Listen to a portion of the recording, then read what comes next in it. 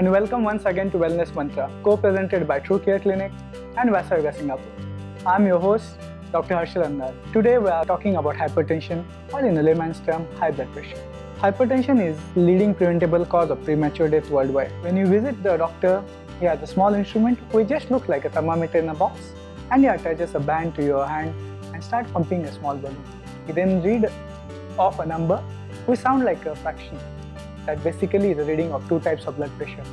Systolic, that's when your heart pumps blood out, and diastolic, that's when heart receives the blood in. The recommended blood pressure should be below 140 systolic and below 90 diastolic. We call it as hypertension when the BP is more than 140 systolic, more than 90 diastolic. In general, blood pressure fluctuates with the time of the day, with physical activity and with emotions. Normally your blood pressure will increase if there is too much salt intake which retains water in the body, when your blood vessel becomes more rigid because of deposition of cholesterol in a blood vessel wall, which is called as atherosclerosis. 95% of cases, the causes of hypertension are unknown. It just happens in that way. The risk of suffering the complication of hypertension increases if you are overweight, suffer from diabetes, or have high blood cholesterol, or if you are a smoker. This is why it is often called the silent killer. People with high BP are more likely to get stroke or heart attack than people with normal BP, and the risk continues to rise with even higher BP reading. If untreated or inadequately treated, hypertension leads to coronary artery disease, heart failure, stroke, peripheral artery disease, kidney failure.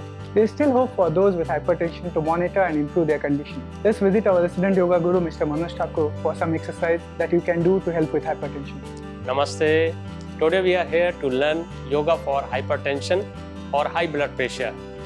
Today Kaudu is here to teach you these practices. First posture is Vrikshasana, tree posture. So balance yourself on one leg, raise your right leg. Okay, then Namaskar position. Slowly take your hand up and stretch your whole body. Keep your eyes open and balance yourself. Balancing is very important. Around 30 seconds to 1 minute. Balance here. Then slowly bring your hands down and then release your right leg. So do both the side, from right leg once from left side. After this practice, we go for pranayama. Sit down with a cross leg, easy posture, or any meditative posture we can do. We have to keep your spine erect and shoulder relaxed for this posture, and use mudra. It's called Nasika mudra. First two fingers you can fold and use your thumb to close your right nostril, and slowly breathe out through left nostril, then breathe in also through left nostril. After breathing, you close your left nostril and breathe out through right. Then breathe in through right nostril, close your right nostril, breathe out through left. This makes one round. Like this, you can do 3 rounds or 6 rounds or 9 rounds. Every day, morning and evening, you practice.